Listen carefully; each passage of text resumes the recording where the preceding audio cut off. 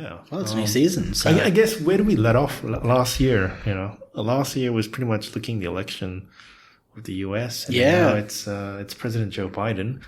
That's pretty much firm there, and we have the impeachment going on right now. Yeah, I know. Impeaching a president who's not sitting. Impeaching a non-sitting president. Yeah. I guess in the hopes that he doesn't go for election again. At the end of the day, I could see Trump trying to run on his own party, like the Trump Party or something like that, or Make America a Great Party. Please don't let that happen. But I can't see the Republicans because they are now a divided house or a divided party. I can't see them banding together to support him again. Yeah. I can't see that happening in 4 years. I could see someone like Trump coming up who probably has some of the ideas tempered, some of the ideas that have been tempered, but also with probably a much better personality. I could see that happening, but I can't see Trump coming back again. Well, he'd be so old. He'd be like 80-something years old. Yeah, I know. And that was the core argument against Biden, is that Biden is now the oldest sitting president of the United States of America. It's a bit hilarious. I guess. But what is it? Biden just had a phone call with China and told them knock it off, pretty much. But like we've seen, like why is it now so special now that he's in authority, he's in charge? Yeah. He had his chance when he was vice president on Obama, and they were stealing stuff from, I guess, there was IP concerns that Obama brought up against China. Well, what was it? Joe Biden was put in charge of curing cancer, if you remember. Oh, yeah. It was his moonshot. Okay. What happened with that? Do you see things more positive or looking up or going on a decline? Oh, I think there's a lot of doom and gloom, especially on the right side of politics in the social media sphere, but honestly, it's kind of just it's going on. Like, it's continuing on as normal. Yeah. I don't think that we should be looking at politics or our politicians as these godlike figures or saviors almost, that they're going to solve the problems. No. I think that's a bit of a mistake that a lot of people on the right, I think, in America made with Trump, is that they looked at him kind of as this he's going to fix all the problems, and it's actually gone to the end of his term and he hasn't fixed a lot of problems. They've kind of continued on as normal. Yeah, like he promised to fix the budget, and we're now $26 trillion in debt. But if he didn't have that coronavirus in 2020, what could have happened? That's always the what if. Yeah. But at the end of the day, that is what happened, and I think the American government kind of bungled it a lot, actually. And this isn't just a slight on the American government. Every single country across the planet has bungled it. Really? Bungled it? Yeah, I think so. Why? How do you mean? How do you mean why, as in why they bungled it? Yeah, well, what did it bungle? I'd probably say they bungled the response of how to deal with a crisis like this. Yeah. Yeah. If we look around, every single country is scrabbling to try and solve this, and they aren't able to solve the problem.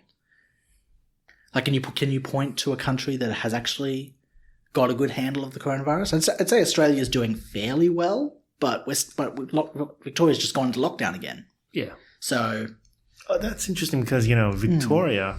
If you look at the news that's coming out and you talk to the people outside Victoria, they all look down on it. Oh, yeah. This is like the redheaded cousin. Exactly. Goes from open to closed. Stage 4 lockdown, so everything's locked down. Yeah. You can't go out, within a certain radius of your house. Yeah. And the police are hounding you. 5 kilometers radius, yeah. This repeats back and forth for this has happened what? This is the third time? Third or fourth, yeah. Yeah. And then you had the bungle where Victoria had, was it the old age care? Yeah, that's right. Yep. So that also similar to New York in terms of you will take these guys back. Well, old age homes aren't designed for quarantine. No. They are communal living. Yeah.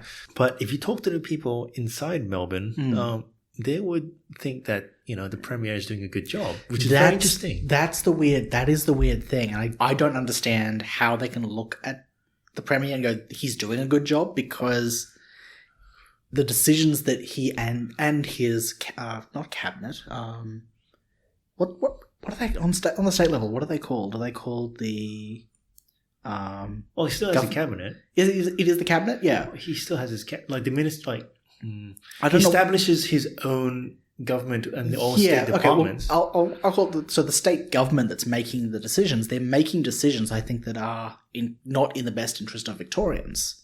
And what's actually happening is the rest of Australia is going to have to pick up the bill because because the state government has now trashed the economy. That's what's happening right now.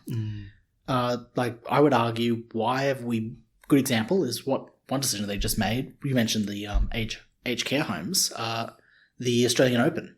I enjoy tennis. I enjoy watching tennis, but I would argue we should not have opened the doors up. Well, Victoria should not have opened the doors up to host a tennis tournament when they haven't got a good handle of the coronavirus, and we've actually seen the outcome of that, where you've got 1 or 2 cases, and you've got international travel as well. So you've got these cases coming in, and they aren't able to properly handle them. And I think again. I don't know myself how to run a hotel quarantine, but it sounds like you've got some states such as Queensland and New South Wales that are, while they're not doing a perfect job, they're doing a better job. So, yeah. I think, and this is sort of coming out from where I'm reading and preparing for like the 4th episode after this, which is about crisis in government, is that people actually want a strong response. Yeah. Because they weigh that the strong response will defeat the crisis. Yeah. And look, I'm happy to and they'll be like, oh, we're facing crisis. I want to give up some of my freedom for our security. And that is the push and pull between freedom and security. It's actually a worthwhile debate to have as to how much freedom should you give up to be secure, and how much security would you give up to be free. Yeah. So it's quite a compelling argument to actually get into. Yeah. Yeah. All right. I guess we're happy to move on to otherwise, off the topic at hand. Yeah. Well, it's a new year, new season. But I'm looking forward to this season. I've got MH17 coming up. So the aircraft that got downed in the Ukraine. Oh yes, I've got a 2-part episode on smartest kids in the world. So based off the Amanda Ripley's book. It's trying to look at how we do education, how we do education well. Oh yeah. And then I'm looking at the crisis of Leviathan. So if for everything that goes along, for every crisis, our government gets bigger. So that's the big government thing. Not large government, but big government. Like in terms of its authority, it's just permeating everywhere. So, and we'll think of some other things, and I'm happy for listeners to send some emails to me to get some ideas. And then I guess you got an idea of yourself, maybe. I'm chipping away at. Yeah. What's the email address, by the way, that they should send to? thefireinthedesert@gmail.com. Cool. So, all right. So we will start off the podcast.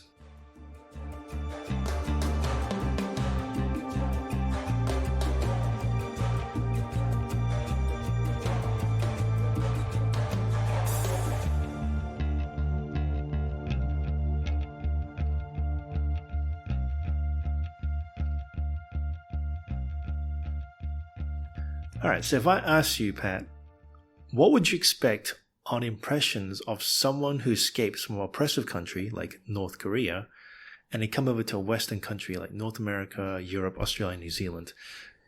A guy who escapes from the prison camps of North Korea, manages to make to one of the countries of, I guess you can say, the free world, and they look around the culture, live there for a few years. What do you think would their attitudes be towards their former country as well as the new host country? Or do you think they'll be favorable, criticizing them? What do you think? I think in some ways it would depend, but I would probably have to say there would be a mixed reaction. Like they would certainly look at some things and say, "Wow, this is so much better than what we had before."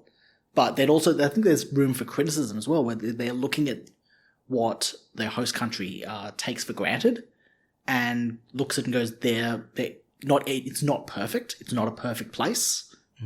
But I think it would be a mix of both awe and wonder, and also almost like a confused reaction also as well. Yeah, it'll be interesting because when you come, I guess when we're looking to the speech given to a person who has done a very similar thing, if they start criticizing it, you feel proud and say, oh, you know what, if you don't like it, go back to your own country, that kind of idea. But you want to see where they come from, and because they have a fresh perspective, they're looking outside into your own culture and nation, then you know what, they might have something that's worth value. They might live a hard life and they come here and say, you guys are just spoiled brats. Yeah.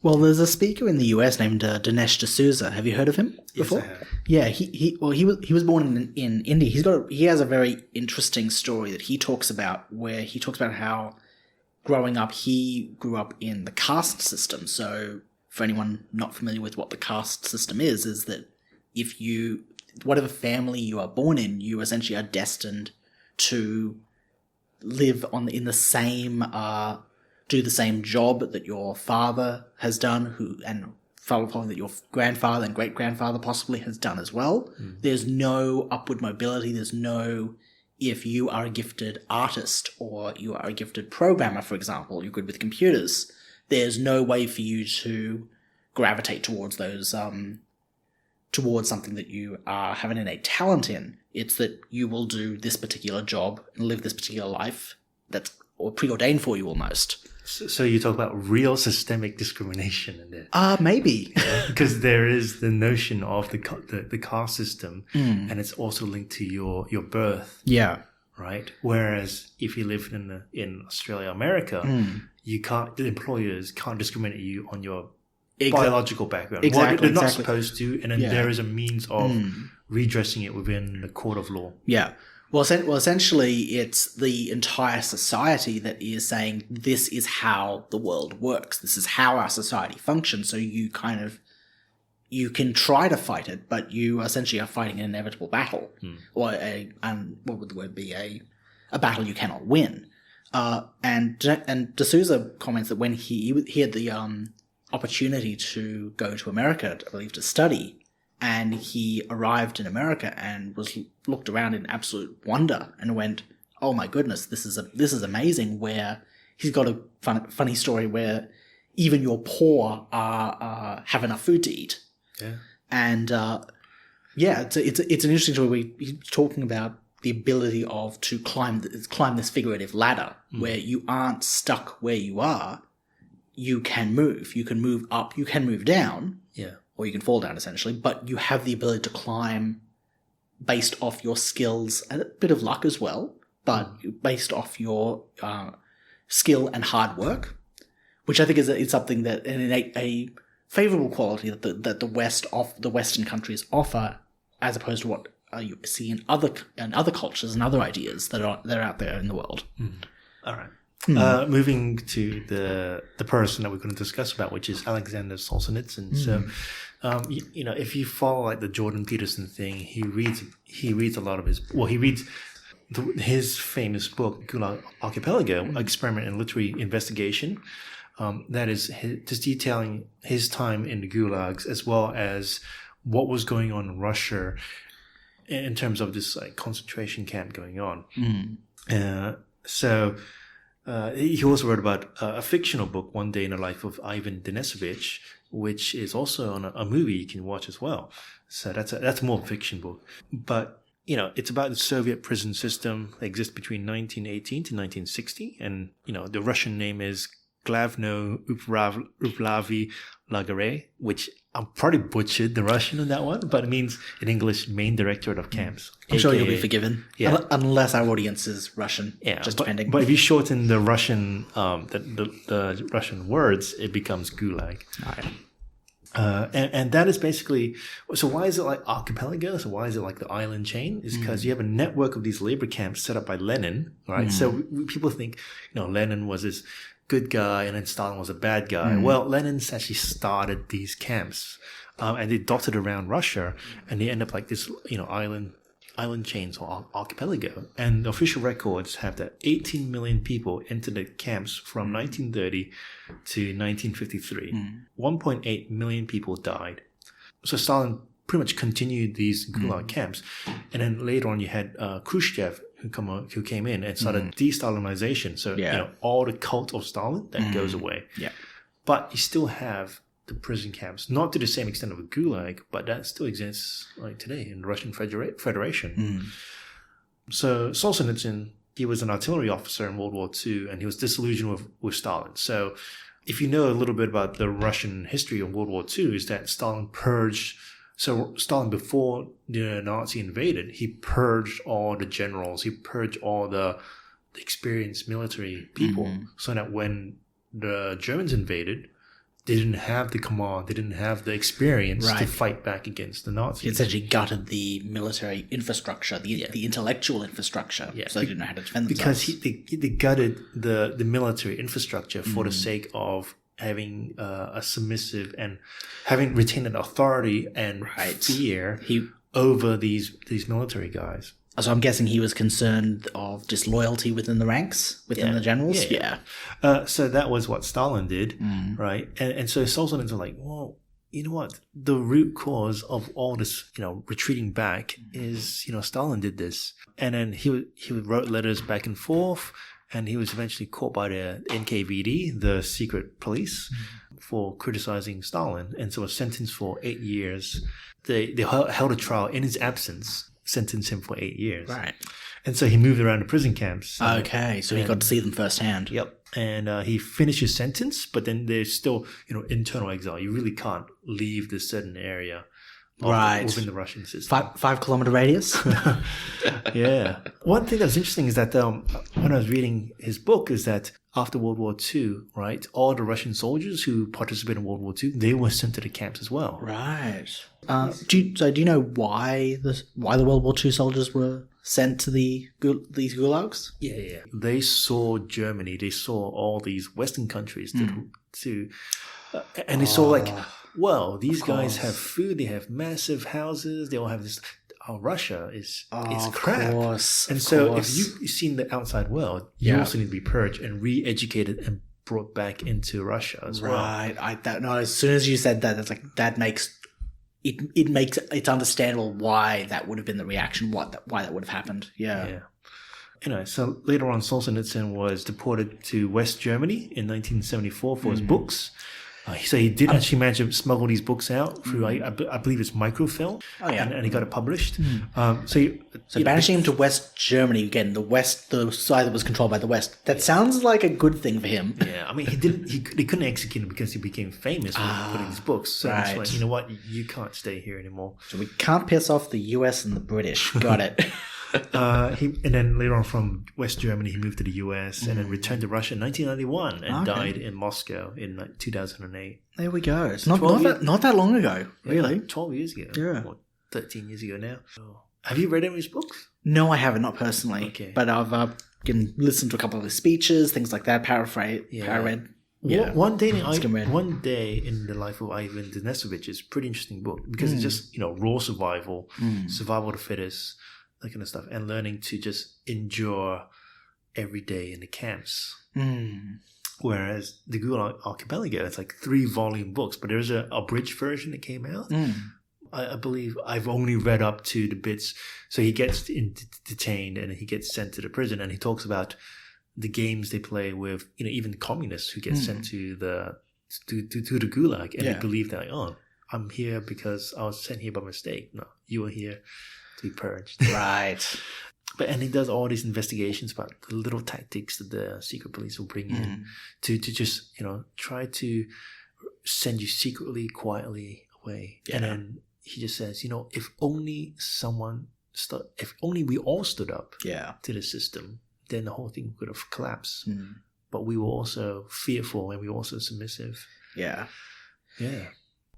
This episode is looking at his 8th of June, 1978, Harvard University speech delivered to the 327th graduation ceremony. So you can actually look online, like YouTube and all kind of stuff, and watch him do the speech. But he does it in Russian with an English translator. But you can also look at some of the people who just upload the voiceovers on the speech, and can you get it a bit more smoother, and can also listen to it. It is quite long, but about 45 minutes, 50 minutes. Yeah, 45 minutes, but it is like every point, like, I get that. And Yeah, I see that his point even now, even though it's written back in 1978. Yeah, I listened to an English translated version, but I had the speech written out as well, and I was reading through it as I was listening to it. And it's quite I found it was a well-structured speech, actually. Yeah. That you could listen to it and you could follow, as you said, follow through his points quite well.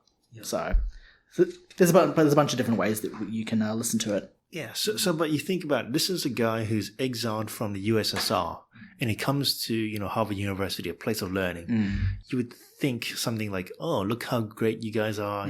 You students have so much to live for. Yeah.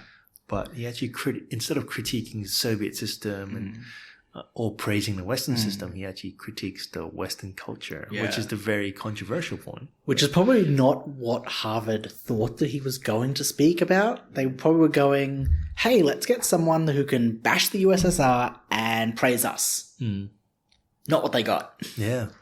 And I guess to sort of immerse the audience into how the speech was, the environment that the speech was delivered in, was like, American history, like we're coming out of Vietnam War, so 1975, right? Yeah. So the speech was 1978. So it's 3 years, still fresh in people's mind. Yeah. You still had the Cold War, the Soviet Union. So you still had, nuclear annihilation, mutual destruction between the two great powers in the forefront of people's minds. Yeah. You had the 1970s, so you had sex, drugs, rock and roll going on.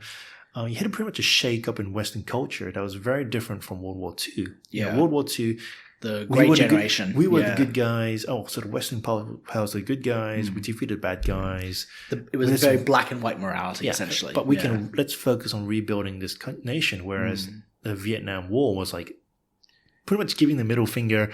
I don't want to be drafted. I don't want to follow authority anymore. It was a nation divided unto itself. Yeah. Yeah.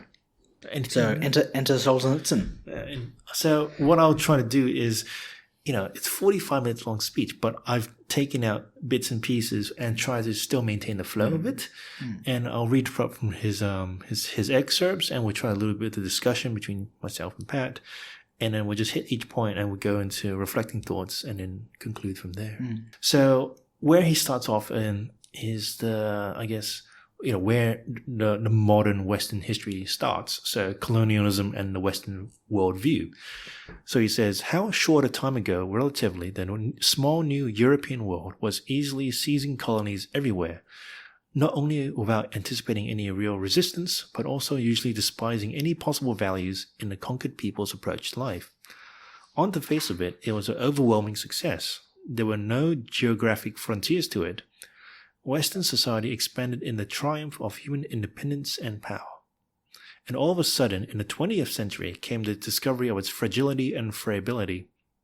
We now see that the conquests proved to be short-lived and precarious, and this in turn points to defects in the Western view of the world, which led to these conquests.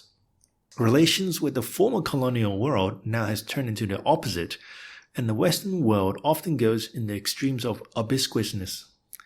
That is, kowtowing or we're feeling guilty, that kind of stuff. There's all these big words in here, like I'm having to look up. He's a Russian philosopher. What were you expecting? Yeah. But it's difficult yet to estimate the total size of the bill which former colonial countries will present to the West, and it's difficult to predict whether the surrender not only of its last colonies, but of everything it owns will be sufficient for the West to foot the bill.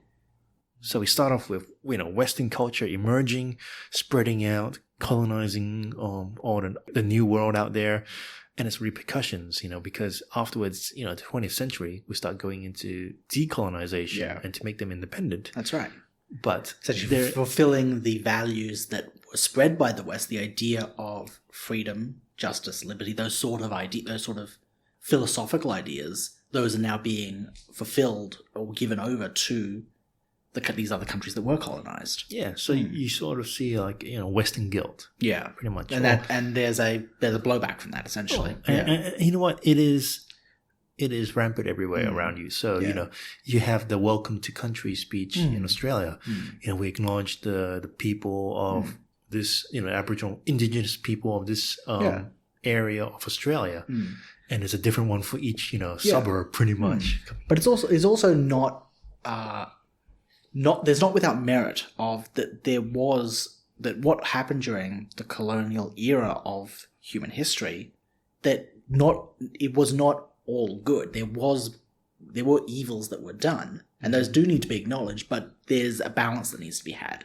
Yeah. And I think that especially today with the conversations we're having, there's an imbalance in everything that was related to colonialism was evil, and there was evil intent in the people that were doing it. Yeah. And that I think that there's a balancing act that has to be found there. You don't want to be too black and white because, you had education, you had introduction of the health system.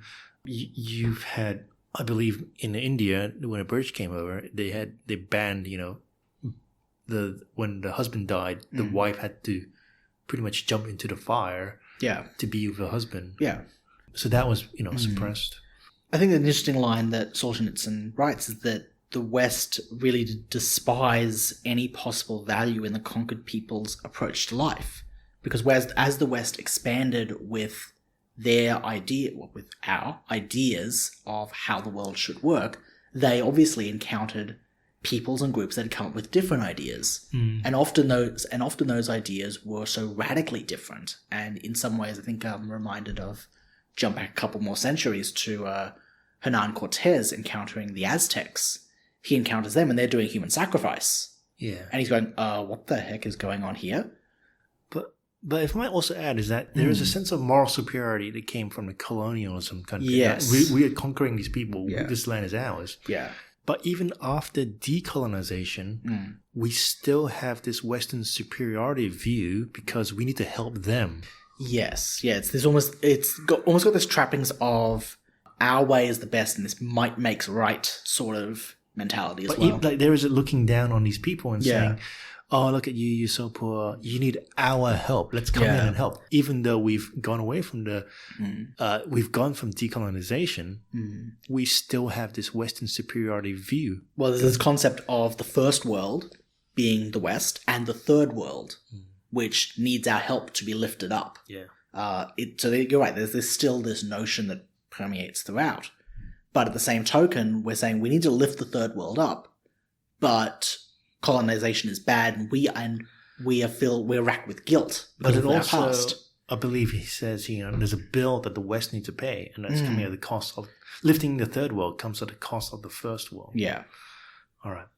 Moving on to this. So convergence, globalization, and tolerance. So he says, but the blindness of superiority continues in spite of all, and upholds the belief that vast regions everywhere on our planet should develop and mature to the level of present-day Western systems, which in theory are the best and in practice the most attractive. There is this belief that all those other worlds are only being temporarily prevented by wicked governments or by heavy crisis or by their own barbarity or incomprehension from taking the way of Western pluralistic democracy and from adopting the Western way of life. Countries are judged on the merit of their progress in this direction. However, it is a conception which developed out of Western incomprehension of the essence of other worlds. Out of the mistake of measuring them all with a Western yardstick, the real picture of our planet's development is quite different. Anguish about our divided world gave birth to the theory of convergence between leading Western countries and the Soviet Union. It is a soothing theory which overlooks the fact that these worlds are not at all developing into similarity. Neither one can be transformed into the other without the use of violence. Besides, convergence inevitably means acceptance of the other side's defects too, and this is hardly desirable. So it's a recognition, I think, that it's each country coming to a recognition they don't have all the answers, that their way of living life is perfect.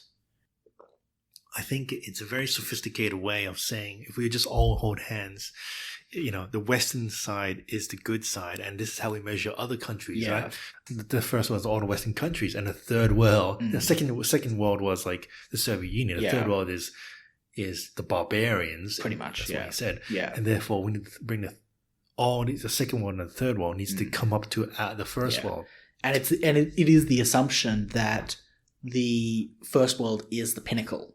That there's nothing more beyond what the West, and that when at that time when we're talking about the West, we're talking about countries like America, like Britain, like Australia.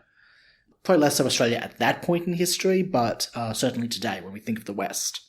Yeah. And that what we have right now is the pinnacle, the top of the mountain that we've achieved.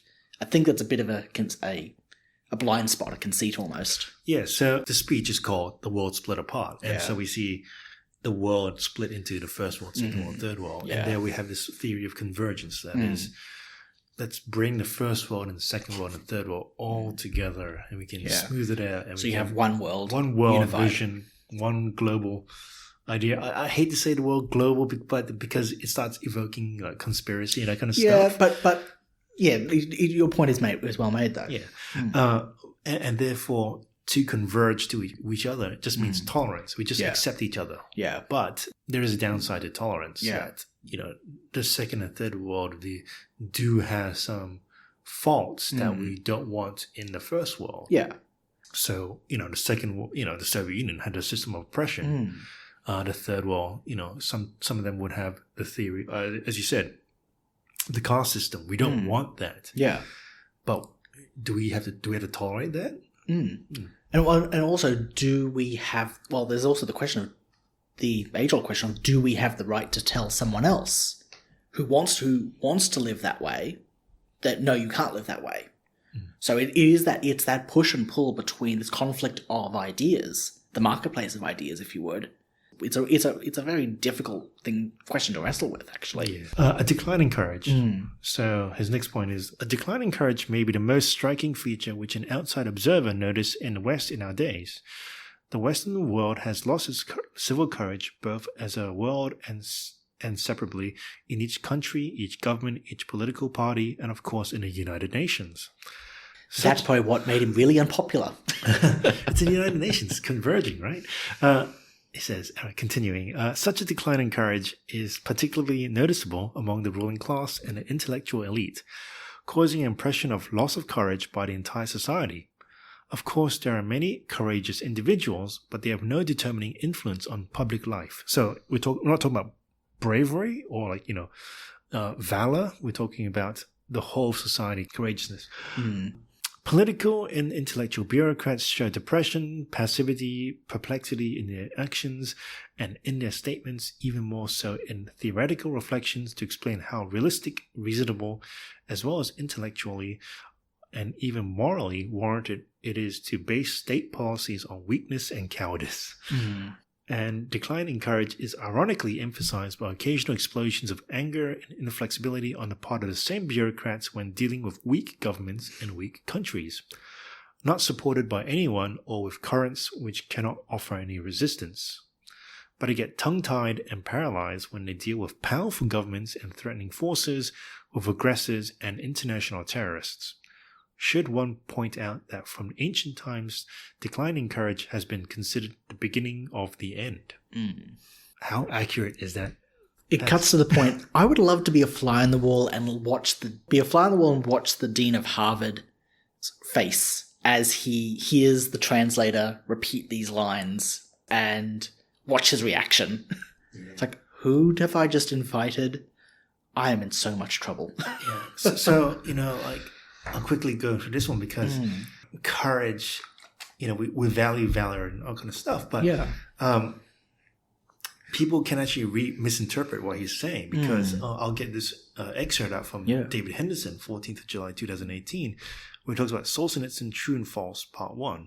So David Henderson is a research fellow at Hoover Institute and also emeritus professor at economics at Naval Postgrad School. And he actually says, the decline in courage stuff. His response is, that's hard to measure. But my casual empiricism says that this is true, even more true than when we spoke 40 years ago.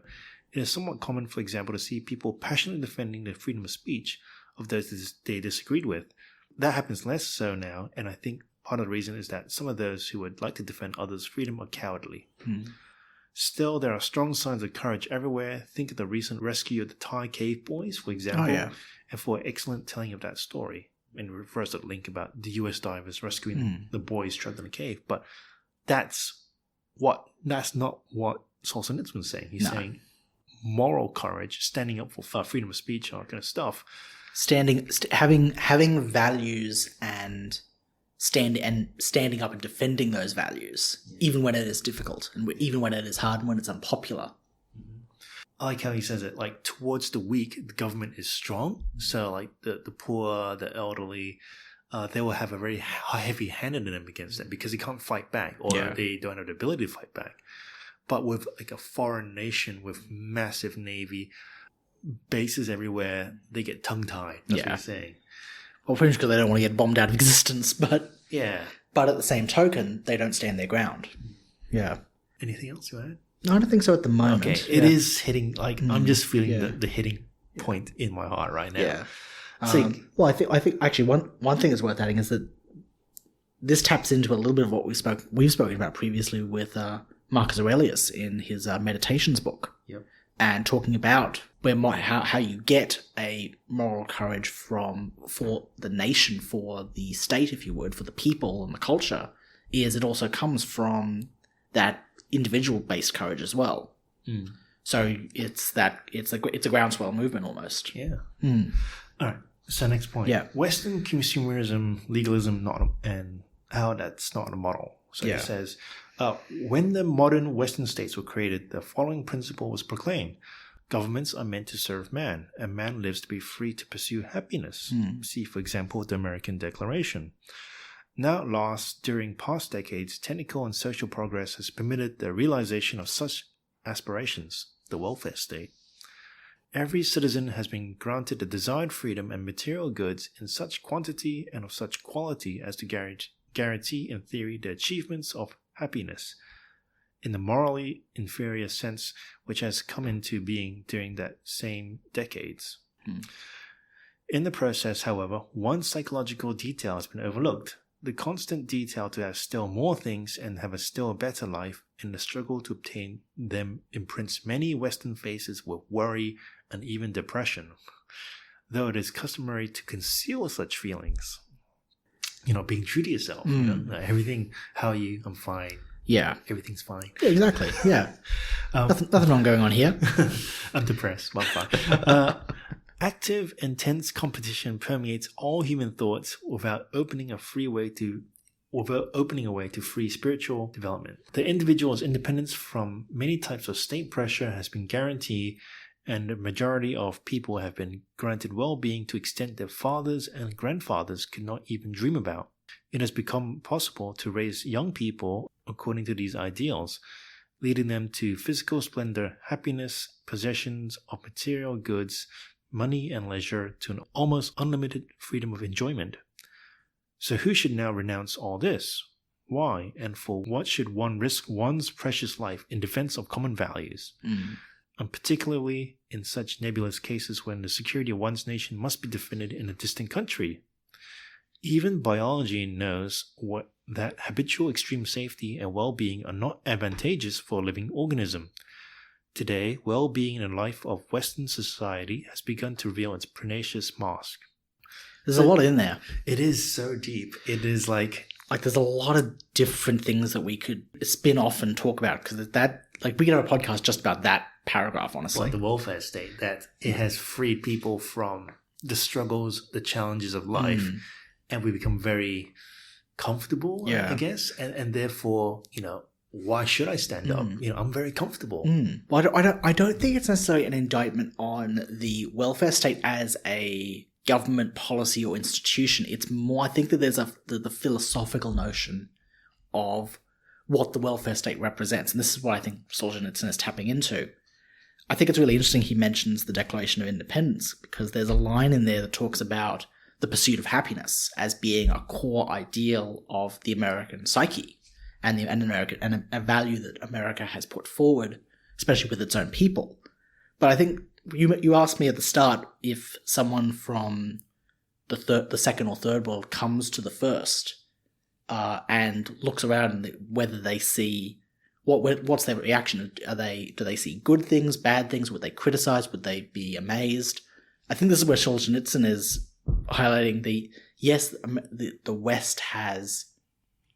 There are a lot of good things that the West has to offer, but here is where things are starting to fall apart. Is that I think that his passage here is revealing the conceit of amassing material wealth and possessions and prosperity, that equals happiness. I would also say it's the world view that the government or Western government is supposed to guarantee you happiness. But the Constitution says you are free to pursue happiness. Yeah. The government doesn't give you happiness. The government's job is to essentially get out of your way and allow you to to pursue happiness. What makes you happy? Yeah. So in terms of like you want to buy a house, right? You need to save up money to buy a loan. Yeah. And then you buy the house, you go through all the hard work, all that stuff, and then you get to move into your house and enjoy it. Yes, that's right. If the big government comes in and says, "Here's your house," you don't struggle through those challenges. You don't earn it. Yeah. Oh my God, earn it. That's such a conservative idea. I know, isn't it? And so therefore, what I interpret him saying is that government has freed you from earning stuff and to go through those challenges, and therefore you are overall a weaker person. Well, this is a principle of how blacksmiths used to work, actually, where you'd go through the forging process. You would take raw materials, raw metals, and you would have to put them. You would have to essentially use your hammer and anvil to pretty much pulverize the metal to remove all the impurities. And once it went through this struggle, went through these trials, essentially, you then the result is a purified metal. But he also says biology, which is very interesting. Yeah. So he talks about biology. Says if it's too safe, then it's not very good. And I recently went to the Australian Zoo with the girlfriend, and we saw Sumatran tigers living in a zoo. Oh yeah. And they are fed comfortably. They live and obey the human's command. More so in terms of sit here, sit there, so that they can weigh the animal rather than just do tricks. But you think about it, right? Tigers living in the zoo versus tigers living in captivity, fighting for its own food, hunting for its own food. Yeah. Which is going to survive better? In which environment? If it's in the wild? Outside in the wild. Right. Definitely the one in the wild. Yeah, the wild tiger. Like if you take the tame hand-raised... The tame one would not know how to defend itself. No. Why can't it defend itself? Because it looks to the human as its provider. Yeah. For everything. Similar to, I guess, humans looking up to, I guess, capital big government. Yes. Capital B, capital G. Capital B, G, capitalized big government. Yeah. Which the authority permeates through everything as the savior. So essentially, and you could take big government and put a simpler term there as the state, which is obviously what Solzhenitsyn came from Soviet Russia, where the state was the all-encompassing entity that controlled everything. Yeah, it was God. Yeah. Well, that's Nietzsche right there. Nietzsche was talking about we're replacing God with something else, and once you kill God, once God is dead, God has to be replaced with something to fill that void. You can't just have it empty. And in this case, government had swooped in to fill that void. Yeah, and you can see that fulfilled both in Soviet Russia during the Cold War, and I'd argue in America today. But also to bring it home to Australia, because back home. I was listening to one of the podcasts and talk about Sir Keith Hancock in Australia, who wrote the book called Australia in 1930, and it says, thus Australian democracy has come to look upon the state as a vast public utility, whose duty it is to provide the greatest happiness for the greatest number.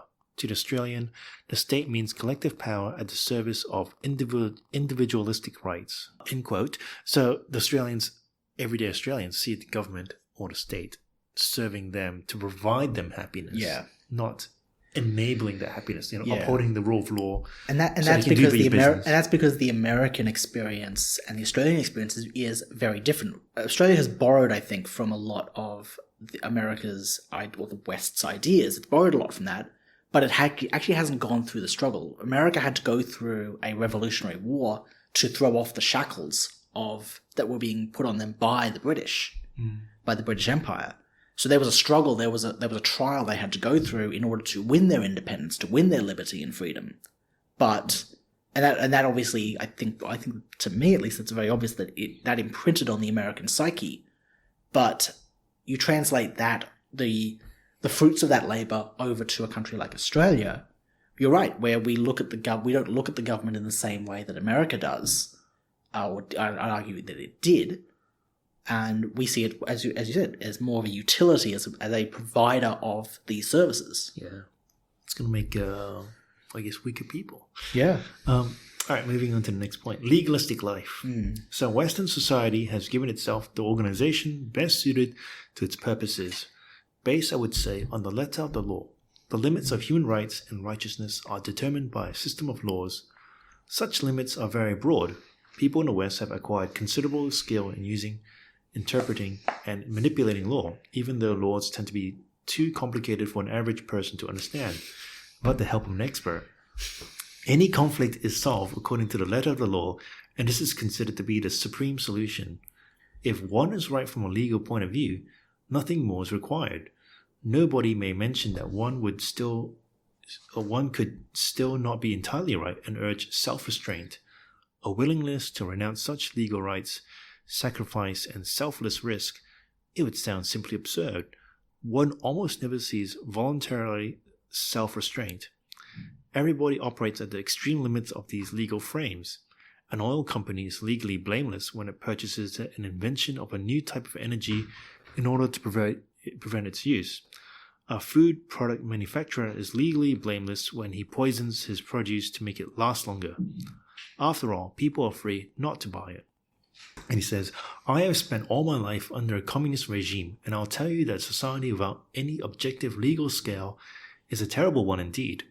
But a society with no other scale but the legal one is not quite worthy of man either.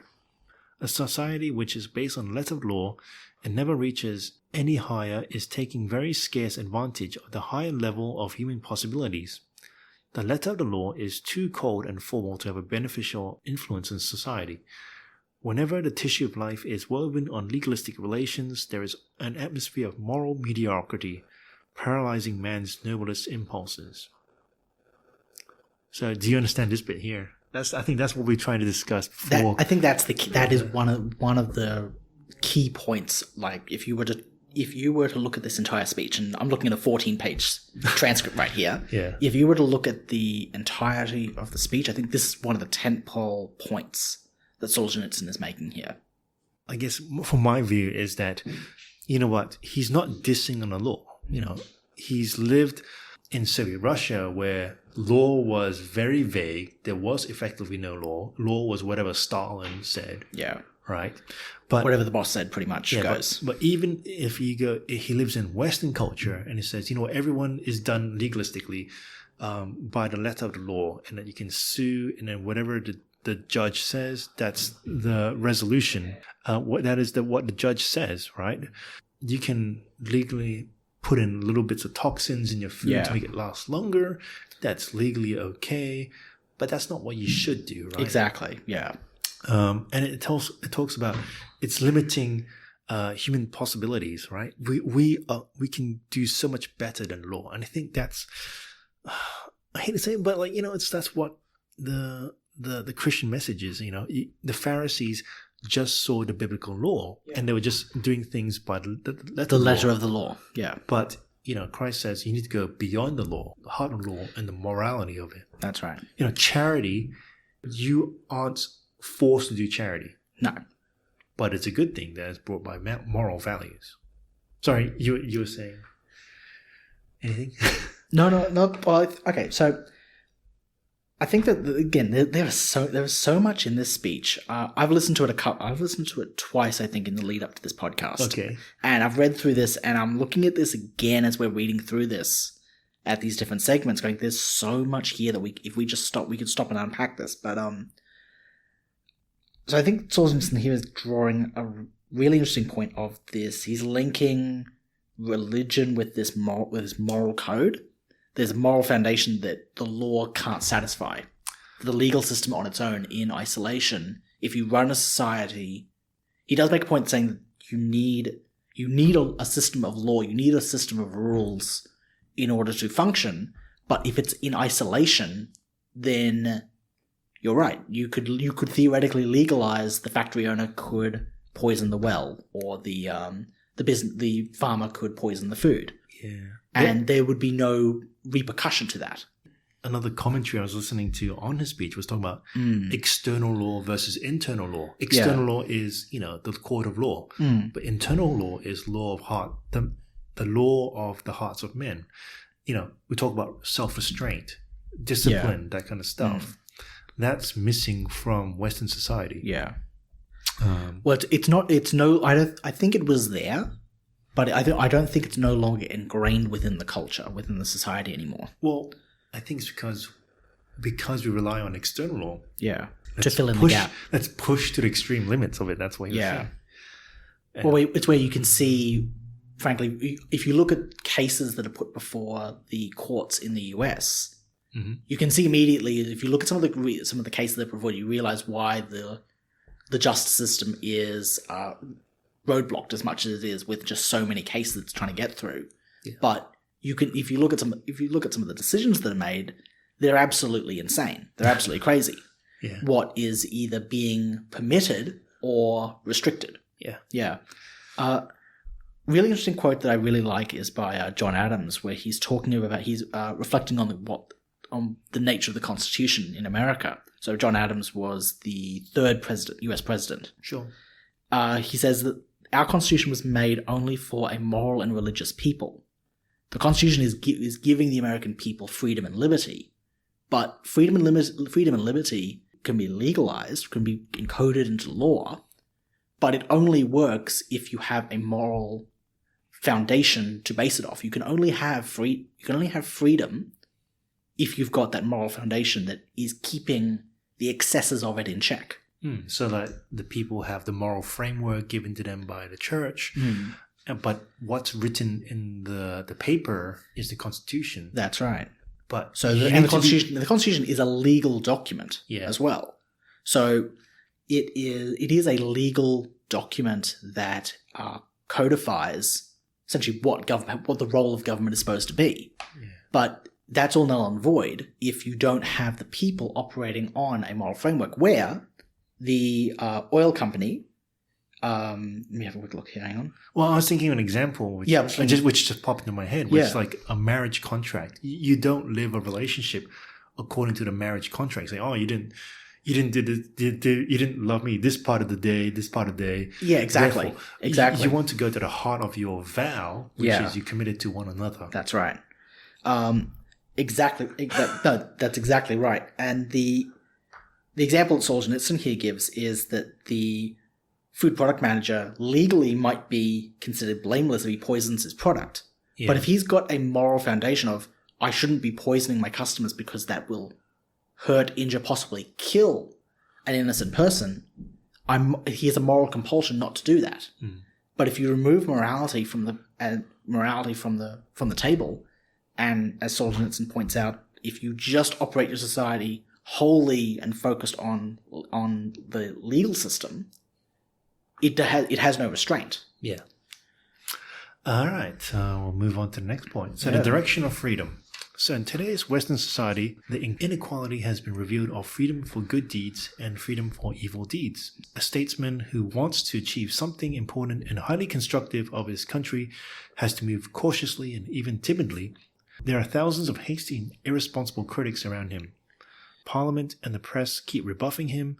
As he moves ahead, he has to prove that every single step of his is well-founded and absolutely flawless. Otherwise he'll get destroyed. Let's get cancelled. Actually, an outstanding and particularly gifted person who has unusual and unexpected initiatives in mind hardly gets a chance to assert himself. From the very beginnings, dozens of traps will be set out for him. Thus, mediocrity triumphs with the excuse of restrictions imposed by democracy. It is feasible and easy everywhere to undermine the administrative power, and in fact it has been drastically weakened in all Western countries. Defense of individual rights has reached such extremes as to make society as a whole defenseless against certain individuals. It is time in the West to defend not so much human rights as human obligations. Destructive and irresponsible freedom has been granted boundless space. Society appears to have little defense against the abyss of human decadence, such as, for example, misuse of liberty for moral violence against young people, motion pictures full of pornography, crime and horror. It is considered to be part of freedom and theoretically counterbalanced by the young people's right not to look or not to accept. Life organized legalistically has thus shown its inability to defend itself against the corrosions of evil. And what shall we say about the darkroom of criminality as such? Legal frames, especially in the United States, are broad enough to encourage not only individual freedom but also certain individual crimes. The culprit can go unpunished or obtain undeserved leniency for the support of thousands of public defenders. When a government starts an earnest fight against terrorism, public opinion immediately accuses it of violating the terrorist civil rights. There are many such cases. Such a tilt of freedom in the direction of evil has come about gradually, but it was evidently born primarily out of a humanistic and benevolent concept according to which there is no evil inherent to human nature. The world belongs to mankind, and all the defects of life are caused by wrong social systems, which must be corrected. Strangely enough, though the best social conditions have been achieved in the West, there still is criminality, and there is even considerably more of it than in the pauper and lawless Soviet society. There is a huge number of prisoners in our camps which are termed criminals, but most of them never committed any crimes. They merely try to defend themselves against a lawless state resorting to means outside of its legal framework.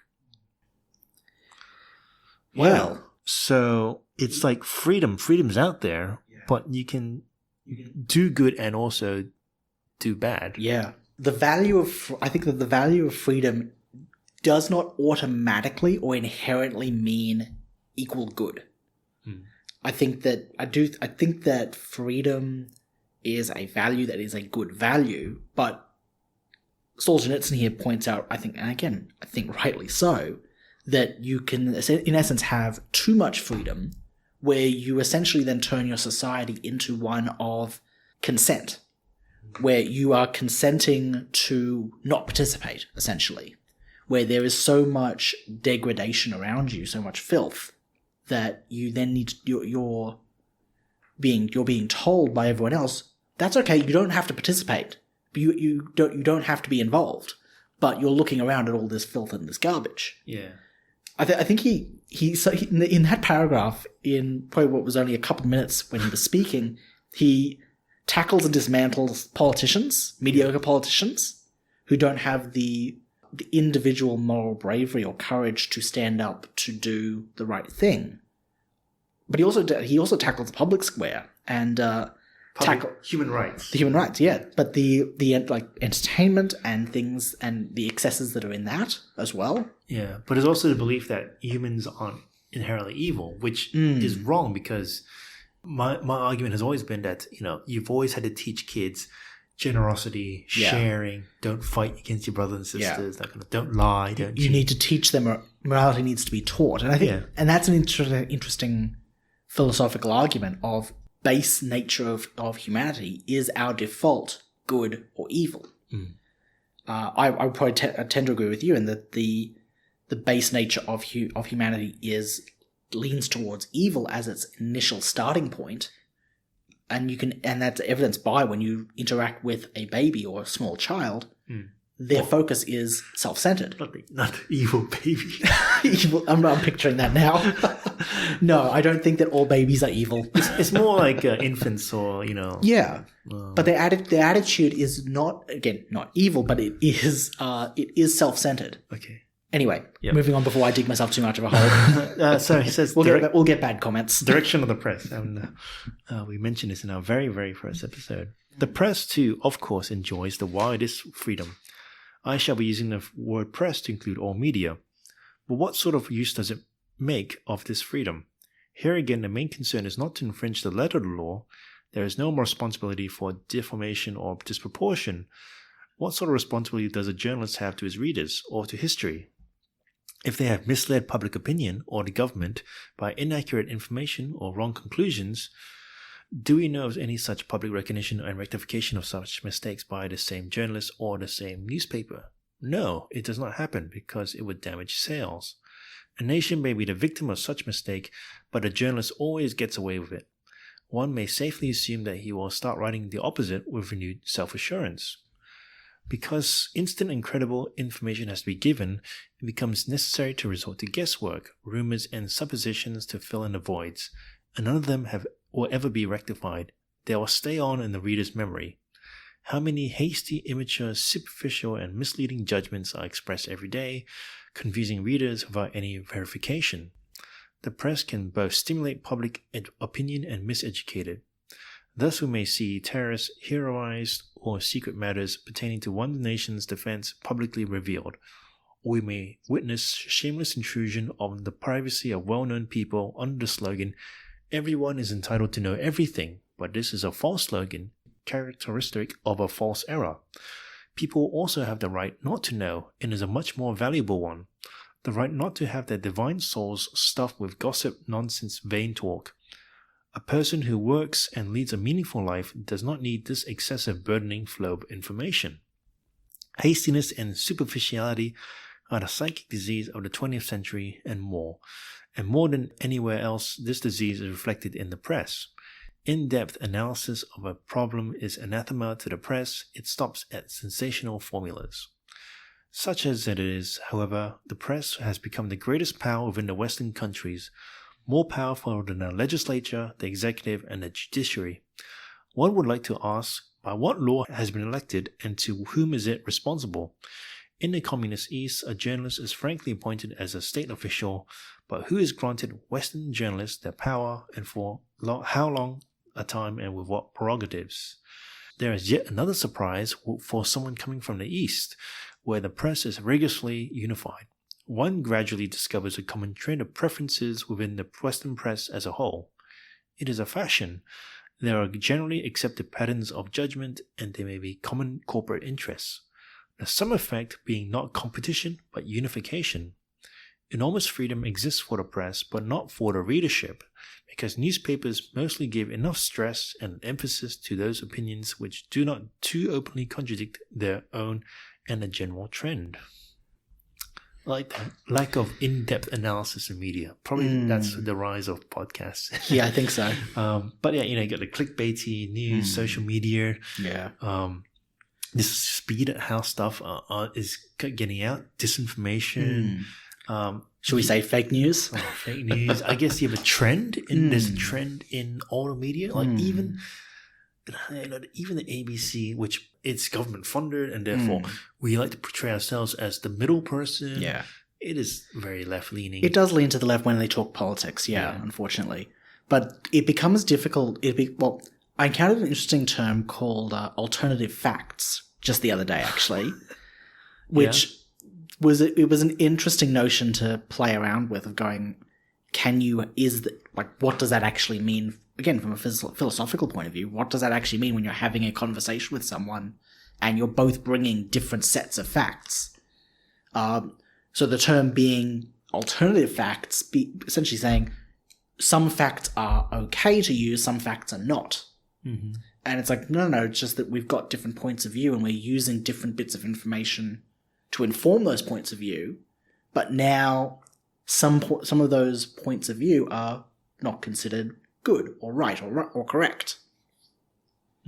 Is that relativism? I think it does dance along that line. Yeah. Yeah. But like how he says, there's freedom for the press, but not for the readership. And there's a lack of, correcting the facts out there.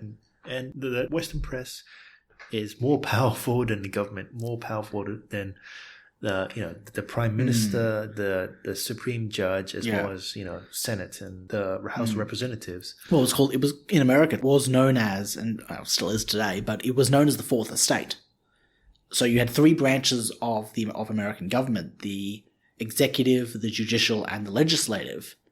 The fourth was the media. The three branches of government were designed to keep each other in check, to essentially have enough tension between them so that one didn't become too powerful. But the one that keeps all three of them in check is the media as well. And that's why they were given the name the Fourth Estate. I think that they serve having that independence and being able to criticize the leader is very important. But the problem that we're seeing today, or in the 70s, was, and even following on today, is what happens when the media all start talking to the same tune. Yeah. And they get stuck in an intellectual bubble where they're all saying the exact same narrative, the exact same thing. You've got a problem there because they're not actually doing their job, which is critically examining what's actually going on, keeping the power in check of the government. They're not doing that job anymore. Yeah, I was trying to remember, is it George Orwell? It's like, if the media doesn't publish the truth, then it's just doing public relations. Exactly. Well, it's doing what happens in the USSR, where the media are essentially just public servants. Yeah. Yeah. All right. The other bit. So he talks about Vietnam. Mm. And he goes, so very well-known representatives of your society, such as George Kennan, say, we cannot apply moral criteria to politics. Thus we mix good and evil, right and wrong, and make space for the absolute triumph of absolute evil in the world. On the contrary, only moral criteria can help the West against communism's well-planned world strategy. There are no other criteria. Practical or occasional considerations of any kind will inevitably be swept away by strategy. After a certain level of the problem has been reached, legalistic thinking induces paralysis. It prevents one from seeing the size and the meaning of events. In spite of the abundance of information, and maybe because of it, the West has difficulties in understanding reality such as it is. There has been naive predictions by some American experts who believe that Angola would become the Soviet Union's Vietnam, or that Cuban expeditions in Africa would best be stopped by special US courtesy to Cuba. Kennan's advice to his own country to begin unilateral disarmament belongs to the same category. If you only knew how the youngest of Moscow's old square officials laugh at your political wizards. As to Fidel Castro, he frankly scorns the United States, sending his troops to distant adventures from his country right next to yours. However, the most cruel mistake occurred with the failure to understand the Vietnam War. Some people sincerely wanted all wars to stop just as soon as possible. Others believed there should be room for national or communist self-determination in Vietnam or in Cambodia, as we see today with particular clarity. But members of the US anti-war movement wound up being involved in the betrayal of Far Eastern nations, in a genocide and the suffering today imposed on 30 million people there. Did those convinced pacifists hear the moans coming from there? Do they understand their responsibility today, or do they prefer not to hear? The American intelligentsia has lost its nerve, and as a consequence, therefore, danger has come much closer to the United States. But there is no awareness of this. Your short-sighted politicians who signed the hasty Vietnam capitulation seemingly gave America a carefree breathing pause. However, 100-fold Vietnam now looms over you. That small Vietnam had been a warning and occasional to mobilize the nation's courage. But if a full-fledged America suffered a real defeat from a small communist half-country, how can the West hope to stand firm in the future? I have had occasion already to say that in the 20th century, democracy has not won any major war without help and protection from a powerful continental ally whose philosophy and ideology it did not question. In World War II against Hitler, instead of winning that war with its own forces, which would certainly have been sufficient, Western democracy grew and cultivated another enemy which would prove worse and more powerful yet. As Hitler never had so many resources and so many people, nor did he offer any attractive ideas or have such a large number of supporters in the West, a potential fifth column, as the Soviet Union. At present, such Western voices already have spoken of obtaining protection from a third power against aggression in the next world conflict. If there is one, in this case, the shield will be China. But I would not wish such any outcome to any country in the world. First of all, it is against a doomed alliance with evil. Also, it would grant the United States a respite, but when at a later date, China with its billions of people would turn around armed with American weapons, America itself would fall prey to a genocide similar to the one perpetrated in Cambodia in our days. That has so much relevance to what's going on today. Like this was written in the latter 70s, and we can see it still happening. The same things are happening on loop today. I guess the difference here is that he thinks that Vietnam would grow to be another part of this USSR alliance and would just, fight back. he critiques and saying, you know what, in World War II, we could have done it without the Soviet Union and just fought and took over Europe. Yeah. And therefore, you wouldn't give the Eastern Europe side to the Soviet Union. But there's also the idea of the betrayal that, you know, you gave yourself a breathing pause, but these enemies would grow stronger. Yeah. And come back against you. So, you know, you talk about the genocide in Cambodia. You talk about betraying the countries in the Far East that were neighboring with the communist countries. Yeah. Well, how are you going to stand up to them in the future? What happened was I think the West went to the world with, here are our values, here are our ideas, things like individuality, freedom, liberty, these sort of ideas. They took them out there and then said, hey, do you want to join us with this? But then when push came to shove, they pulled back and left these countries on their own. Yeah.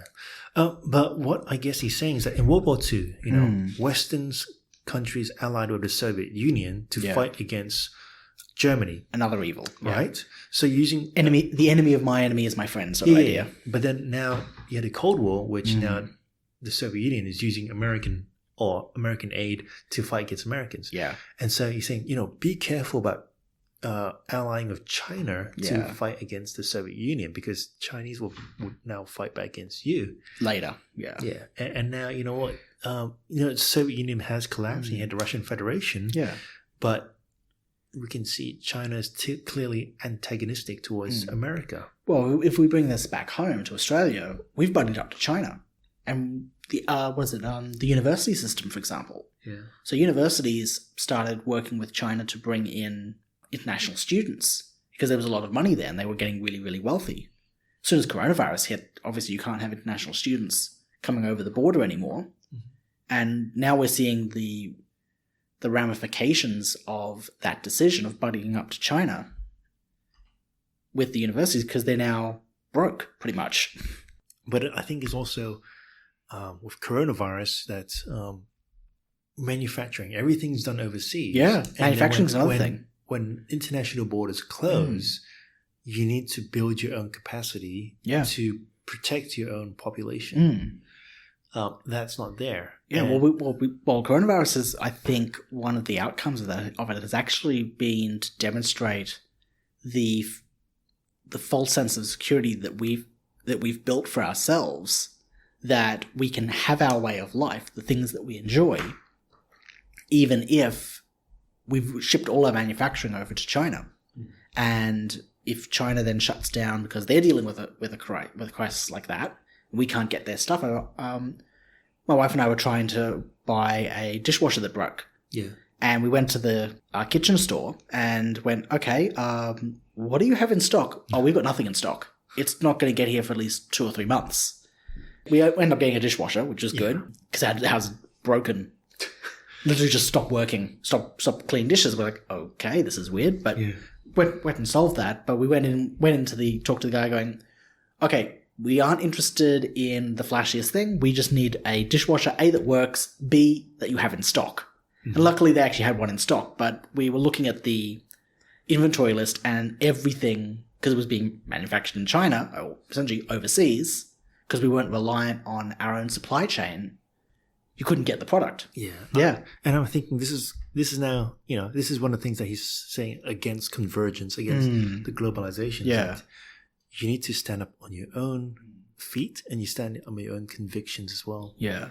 And it is a balance. It's not like if we critique some of the stuff that Trump was saying, for example, with America first, make America great, that sort of idea, like that's not inherently a bad thing.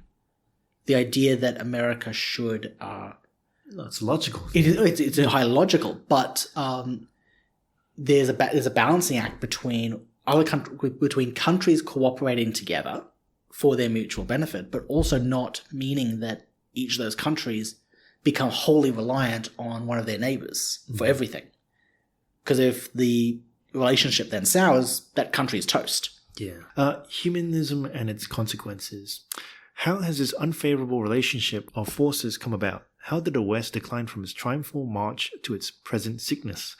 Have there been fatal turns and loss of direction in its development? It does not seem so. the West kept advancing socially in accordance with its proclaimed intentions with the help of brilliant technological progress, and all of a sudden itself found in its present state of weakness. This means that the mistakes must be at the root, at the very basis of human thinking in the past centuries. I refer to the prevailing Western view of the world, which was born during the Renaissance and found its political expression from the period of Enlightenment. It became the basis for government and social science and can be defined as rationalistic humanism, or humanistic autonomy, the proclaimed and enforced autonomy of man from any higher force above him. It could also be called anthropocentricity, with the man seen as the center of everything that exists. The turn introduced by the Renaissance evidently was inevitable historically. The Middle Ages has come to a natural end by exhaustion, becoming an intolerable despotic repression of man's physical nature in favor of the spiritual one. Then, however, we turn our backs upon the spirit, embrace all that is material with excessive and unwarranted zeal. This new way of thinking, which has imposed on us its guidance, did not admit the existence of intrinsic evil in man, nor did it see any higher task than the attainment of happiness on earth. Based modern Western civilization on the dangerous trend to worship man and his material needs, everything beyond physical well-being and accumulation of material goods. All other human requirements and characteristics of a subtler and higher nature were left outside of the area of attention of state and social systems, as if human life did not have any superior sense. That provided access for evil, of which is in our days there is a free and constant flow. Merely freedom does not in the least solve all the problems of human life, and it even adds a number of new ones. However, in early democracies, as in American democracy at the time of its birth, all individual human rights were granted because man is God's creature. That is, freedom was given to individual conditionally in assumption of his constant religious responsibility. Such was the heritage of the preceding thousands of years. 200 or even 50 years ago, it would have seemed quite impossible in America that an individual could be granted boundless freedom simply for the satisfaction of his instincts or whims. Subsequently, however, all such limitations were discarded everywhere in the West. The total liberation occurred from the moral heritage of Christian centuries with the great reserves of mercy and sacrifice. Such state systems were becoming increasingly and totally materialistic. The West ended up by truly enforcing human rights, sometimes even excessively, but man's sense of responsibility to God and society grew dimmer and dimmer. In the past decades, the legalistically selfish aspect of Western approach and thinking has reached its final dimension, and the world wound up in a harsh spiritual crisis and a political impasse.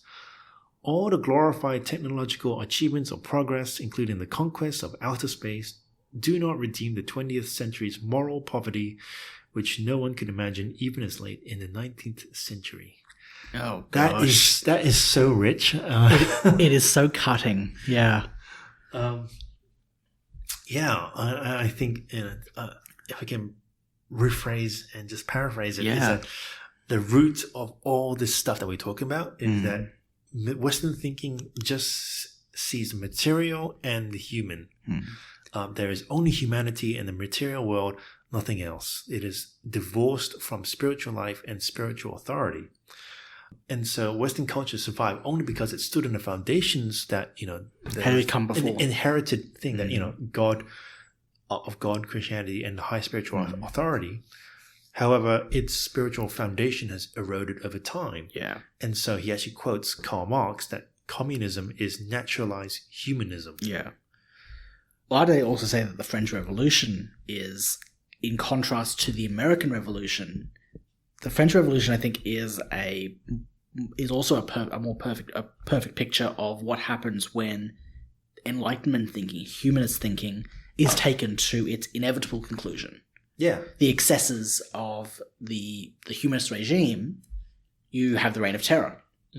Because they worships, and you end up with the cult of Stalin. Yeah, pretty much. Or you have, certain communist countries saying, you know what, I am the ultimate authority. Yeah. I don't have to do this, and therefore I can put millions of people in prison. Because pretty much both capitalism in the West, well, actually not only capitalism, it's more Western thinking, Western philosophy, and communism.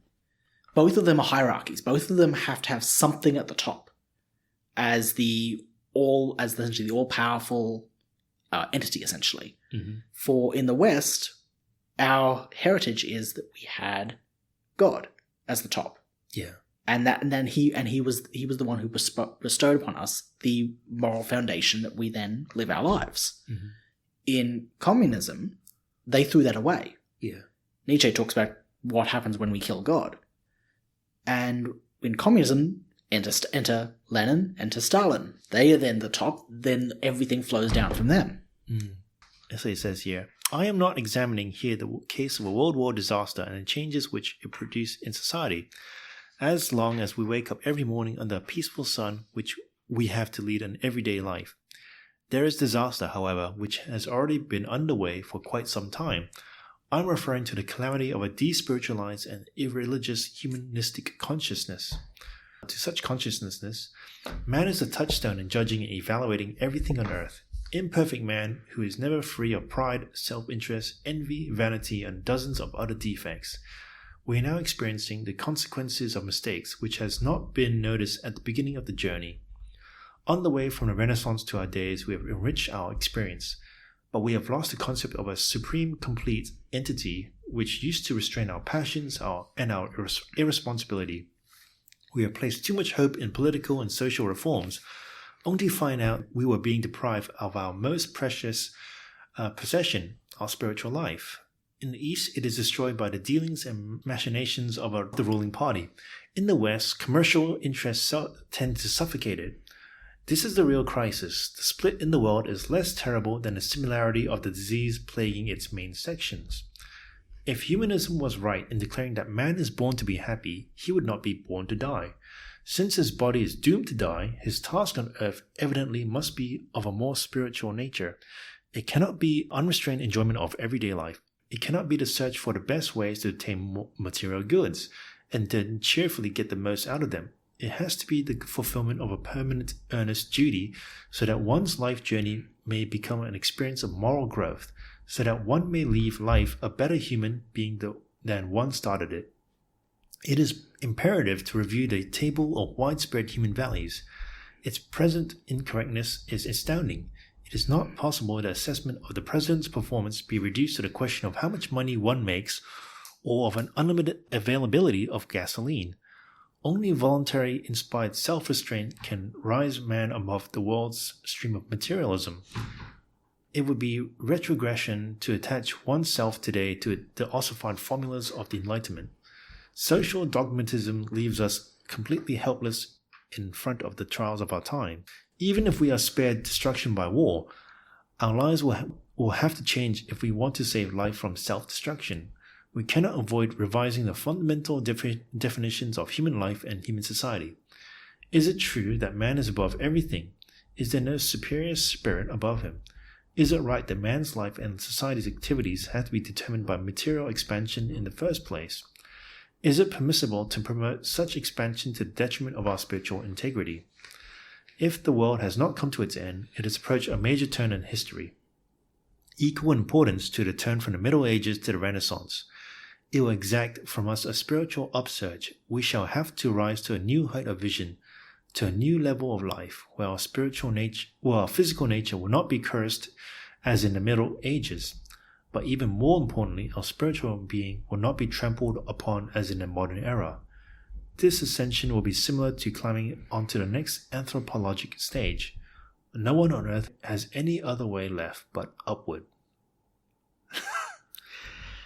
It's a good speech. It is, and it digs deep into the cultural problems without Bible bashing, I believe. Yeah. Like, it shows you why. And it talks you and takes your hand through all the issues within the nation, from the government to the media to how materialistic and humanistic people can be, to the law. And it says this is empty. Like you are just sort of corroding. You are a shadow of your ancestors, of your former self. Well, former self as well as the ancestors, like the greatest generation, the guys who fought World War II. Yeah. Where are the next generation of people coming up that would stand for Australia, America? Yeah. They don't want to. They're comfortable where they are. It's stagnating almost. But you're right that he doesn't treat this as like a Bible bashing over the head with the Bible sort of idea. It's that he's not pointing to just turn to religion. Religion will solve all your problems, because he rightfully points out that if you put religion in the place, the dogmatic religion in place of the Enlightenment thinking, then you see that in the Middle Ages. You see the political corruption that emerges from that there is no actual morality that's coming from that. It's just another form of legalism. But without it, right? You just live in a modern age filled with commercials and TVs and material goods. Exactly. So you need that. He really is advocating for this balance, really, isn't he? Yeah. I think, what I'm now disappointed is like in the state of the church is that you have a message, like Solzhenitsyn shows it, like there is a spiritual need. The church has a critical role to fill that need, because that can shape the direction of the nation. Yeah. Well, it's guiding the soul of the nation. Yeah. So it's not individual human rights. It's human obligations. Yeah. Well, I really think that there's something worth to be had here. The idea that you have both the three things: the mind, the body, and the soul that makes up a human being. And I think that the Enlightenment feeds or nourishes the mind. It's encouraging our intellectualism, our desire to discover and learn how things work. But you've also got you've also got this spiritual component as well. And I think that that's been starved by this incessant need to push or to remove the foundation stones that our society has been built upon. Yeah. That moral framework and moral foundation. What I'll do is, for the sake of time, I'll let you wrap it up. But what I've still got more pages, but I'll take that into my conclusion. Sure. Because that's more, I can just read it out and just read out the responses to his speech. But I'll let you go through right now on your closing thoughts and reflections. Well, closing thoughts is either go onto YouTube or go onto the internet and either listen to or read this speech. The whole speech. The whole speech in context. Yeah. It is 45 minutes, 50 minutes long. Do it in bites if you don't have that time. But I think it's really important that people listening to look at this speech, because there's so much here. There's so much valuable insight that's in here that this guy gets, I think, a lot right. Mm-hmm. Closing thoughts here would be, I think that I sort of feel like we're spinning from crisis to crisis, especially over the last 20 odd years that I've been alive on this earth. I can look back and see we're just rolling from crisis to crisis. It's not actually stopping or getting better. It's just continuing. In some ways, getting worse. And I think it's in some way there's a sense that it's not as it should be. Mm-hmm. And I think Solzhenitsyn rightfully points out that we're out of balance. That our society, our culture has become out of balance, where we've prioritized this legalistic, earth-based Enlightenment thinking, and we've starved out or minimized the morality, the moral foundation that our society was actually built on, that is what made it understand or embrace the Enlightenment thinking to begin with. So it's almost like that because we're out of balance, we get the sense of what we're doing as a culture, as a society, as a people it's not right. Yeah. We're not making the right decisions. We're actually just perpetuating, making the problems either worse or just kicking the can down the road. Yeah. I'm not sure how you have in the workplace, but I have guys who are approaching retirement. Yeah. And they would always have the cookie cutter, the life, I'm there to work so I can get a house, then have my family, then have grandkids. Yeah. Then I'm also aiming to get my superannuation topped up, and then I'll retire and I'll die. Yeah. And you always hear about the money bit. Why they're there for work? The material. For the money to accumulate more things. That's what he said. Solzhenitsyn said. Yeah. Life is not just about accumulating more things. Yeah. But that's what they do. And then that seems a bit, empty and sad because that's all you're living for is for retirement. But there's no guarantee that you even live through the retirement because, as he says, more man is born to die. Yeah.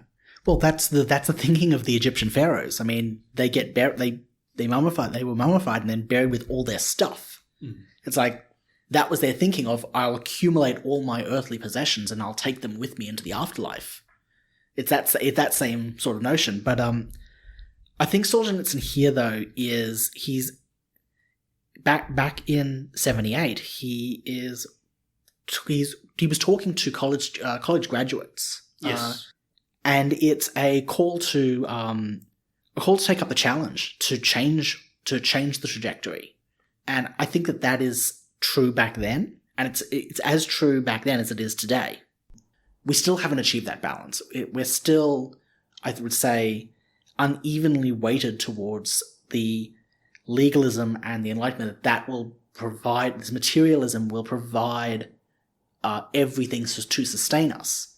And I think that because we're starving our spirit, our soul, if you would, then, well, yeah, that's possible. I think that's the heart of why things aren't going right now. Yeah, it's like he's trying to tell them it's not just pursuit of happiness, right? Yeah. We think of pursuit of happiness as in feeling happy. Yeah. But what is it really? How about being happy and being content with what you have, what we are and what you have? Recognizing that we haven't done good in this country especially, but you turn around and everyone is unhappy.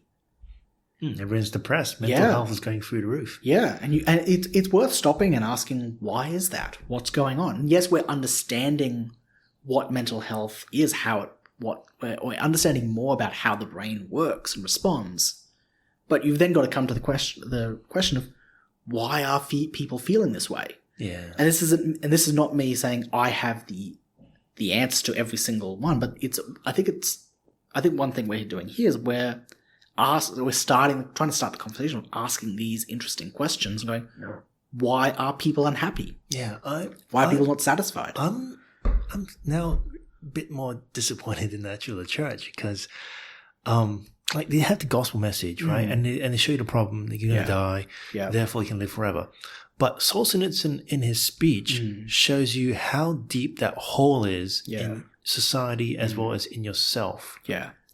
And because it's a very deep hole. Well, it's because I think that in the same way we're talking about moral courage of the nation, it's also the moral courage of the church to stand up to make a stand and also to say uncomfortable things, to say uncomfortable truths. Like at no point, the church in America, for example, were they pointing out the failings of the materialistic attitudes that were developing in the 20th century. So they failed in their moral or spiritual duty in their job. Yeah. So I think that there's as I said, read or listen to this speech because there is so much insight here. Would you read any of his books? I think so. Yeah. Maybe Audible it. Something probably. Like that. Yeah. That's probably not a bad idea. All right. Anyway. All right. I will wrap it up there. Yeah. Thanks, listeners, and thanks to Pat. Yeah. Thanks, Johnny. Really appreciate it. Good to be back.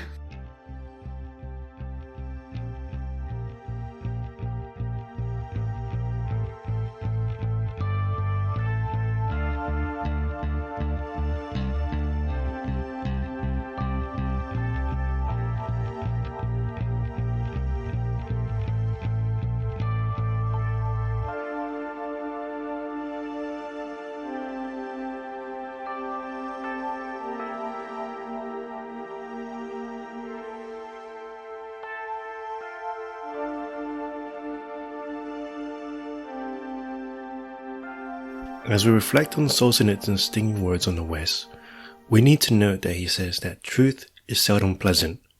It is almost invariably bitter. And he wants us to see him not as an adversary, but from a friend. Friends tell the truth out of love because it's the right thing to do. Whilst lies may seem comforting, but they are inevitably empty. Like a doctor, he recognizes the symptoms of the flaws in USSR and in the West. he takes them to its logical conclusion. He shows the Western decadence and its moral poverty. The hole in human hearts and in society shows that the West was no longer its former self, nor can it sustain its competitive edge by pure technological progress. What is the West deficient in? Is it politics? Is it ideas? Is it technology? No, Solzhenitsyn reminds us that the world is split apart. The world is split from its spiritual life. To return it to its roots and instill in discipline and self-restraint is the next part of human ascension and the next stage in human anthropology. It is time to stop preaching about human rights, but to talk about human obligations. It is a remarkable insight into both 20th and 21st century man. This ends the main episode on a review of The World Split Apart by Solzhenitsyn. We'll aim to look at the reflections and reactions in a short episode soon. If you like this episode and podcast, please like and share with your friends and subscribe. You can reach us at thefireinthedesert@gmail.com or Twitter @fireinthedesert. Music is Outfoxing the Fox by Kim McLeod at incomtech.com. And thank you for listening to The Fire in the Desert, conversations about life, culture, and society.